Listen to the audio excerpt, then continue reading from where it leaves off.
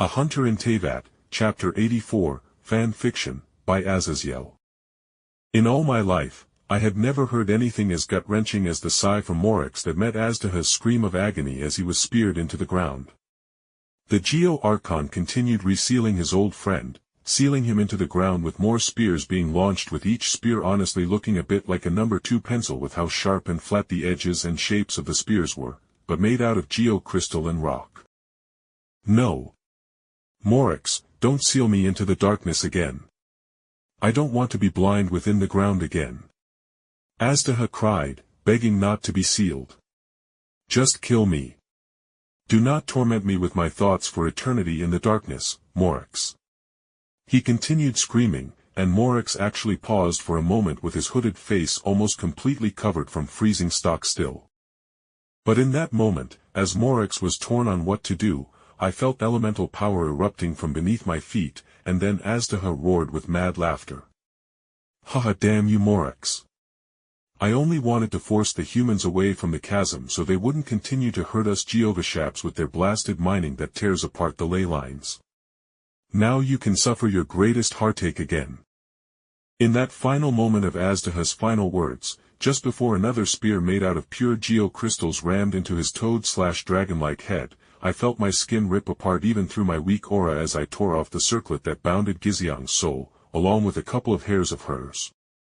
The ground beneath us flashed white-hot, and I weakly smiled as though I tried my best with Lumen attempting to shoot up into the air with a blast of anemo energy, but in the end, the ground beneath our feet seemingly melted and twisted with gravity itself working in incomprehensible ways.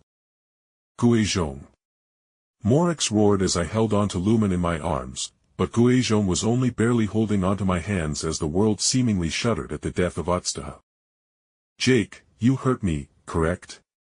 Guizhong spoke with a soft smile, and when I nodded as I tried to hold her hand as abyssal energy leaked from Azhdaha's corpse into the world, and the surrounding area was becoming something out of the realm of darkness from Kingdom Hearts.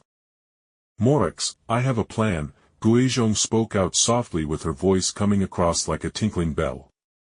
I have already had a good plan since the Fatui accounted for your soul binding, Jake Barris. You already hurt me and thus touched upon my soul. But a goddess is no ruined guard or hilichurl that barely has a corrupted soul piloting their forms. She explained tiredly before smiling sadly. I am happy to have gotten to see the glazed lilies again in bloom. But I will not allow Liyue to become a portal to the abyss. Guizhong said strongly, and I grimaced as I saw from her hands how glowing lines crossed her hand.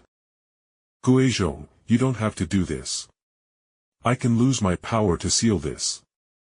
Morax roared with his great power, seemingly crystallizing the surrounding space and even time as the corrupted leaves that were falling from the trees froze in the middle of the air. But Guizhong actually just rolled her eyes at him before she spoke with a wry smile as we landed back on the crystallizing ground. Dummy, I am only kinda dying again. Jake can bind my soul and heal it over time with his own, but I know full too well that this host body cannot hold me for more than a couple hours even if I did nothing else, and my soul is contaminated by what the Tsaritsa had to do, to get me out of the afterlife and abyss. Guizhong's blue eyes looked back to me. Jake's soul binding fixes that issue perfectly. So don't give him a hard time, Morax, and go deal with Azhdaha before our still living friends fall to the mad god, while I will deal with this abyss portal. Guizhong said, and I could see Morax's hands clench up as he reflexively looked aside to the ocean where his adepti old friends and the forces of Liyue were fighting the many heads of Azhdaha in pitched battle. In an instant, Morax flew off through the air, giving a silent agreement, and then Guizhong sighed, and I was drawn to the petite goddess who smiled sadly at me.